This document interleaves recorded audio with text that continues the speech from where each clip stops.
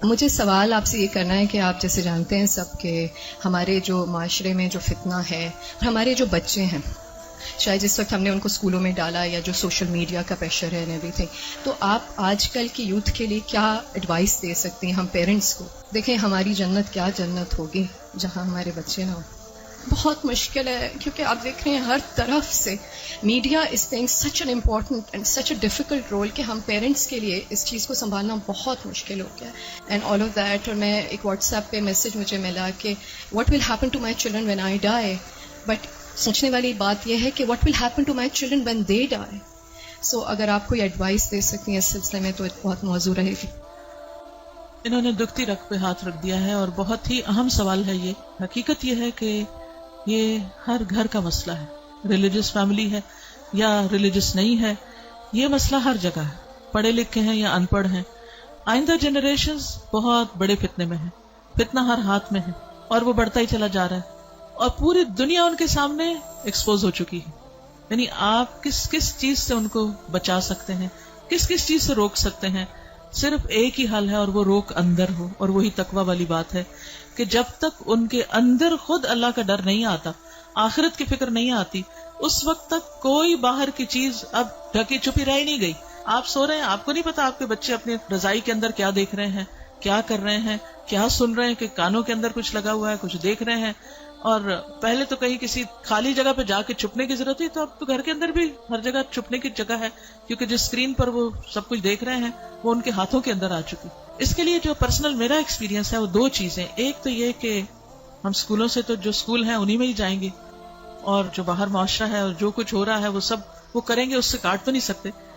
میں نے سب سے زیادہ جو دعائیں مانگی ہیں، رو رو کے مانگی ہیں، سجدوں میں پڑھ پڑھ کے مانگی ہیں، وہ اسی کے لیے مانگی ہے کہ اللہ میرے بچوں کو ایمان دے. یہ صرف پچھلے 5 سال میں جتنی چینجز آئی ہیں وہ اس سے پہلے شاید کئی 100 سال میں نہیں آئی تھی. اور پھر دوسرا کیا کیا، یعنی اللہ تعالیٰ سے خود ہی مانگا. دوسرا یہ کہ ہر تھوڑے عرصے کے بعد عمرہ، اللہ کے گھر چلو، کیونکہ اللہ کے گھر کا جو جلال ہے، اور اللہ تعالیٰ اگر انسان کو کہیں سب سے زیادہ محسوس ہو سکتے ہیں تو وہ بہت جگہ ہے. یعنی ہمارے ملک میں، ہمارے گھروں میں، ہمارے ماحول میں وہ فیلنگ نہیں آتی جو وہاں جا کر آتی. تو الحمدللہ ان عمروں نے، اللہ کے گھر کی زیارت نے دل کے اندر تھوڑی سی جگہ بنائی اللہ کو پہچاننے کی.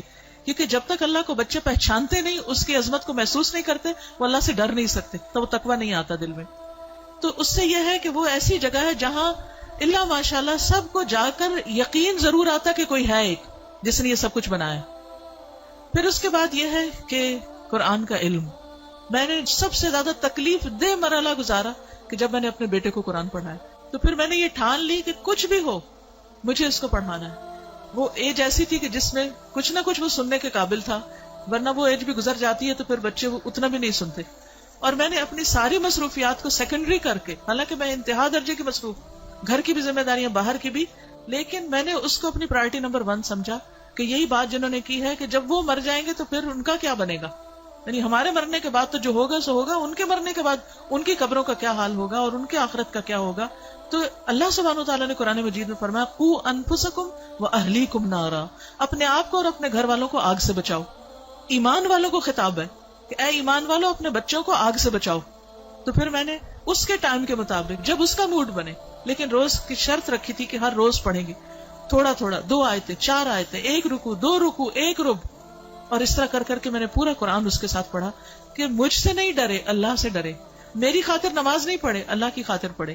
میری وجہ سے کچھ مت چھپائے جو دیکھ رہا ہے، اللہ سے ڈر کے چھپائے.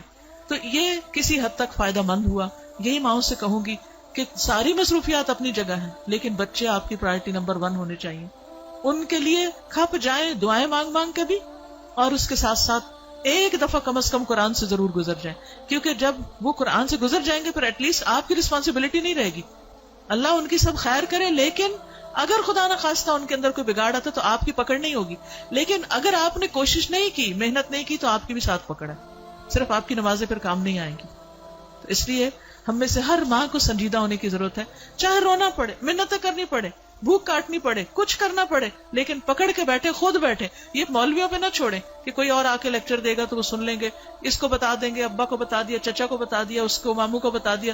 ٹھیک ہے وہ بھی کچھ ہیلپ کرتے ہیں, لیکن سب سے زیادہ آپ کو خود کرنا ہوگا, اور اس کے لیے آپ کو خود پڑھنا ہوگا, اس کے لیے آپ کو خود سیکھنا ہوگا. خود سیکھنا شروع کریں اور اپنے بچے کے ساتھ بیٹھ کر خود. پھر یہ کہ بعض اوقات بچے ہم سے سننا نہیں چاہتے, آپ ان سے کہ آپ ہمیں پڑھ کے سنائیں. بس اس بات کا اگر یقین ہے ان کو کہ یہ قرآن اللہ کی کتاب ہے, تو پھر ان کے اندر یہ ڈالنے کی ضرورت ہے کہ اللہ تعالیٰ نے کیا فرمایا ہے, وہ آپ کو بھی پتا ہونا چاہیے اور وہ ان کو بھی پتا ہونا چاہیے. اللہ تعالیٰ ہماری مدد فرمائے.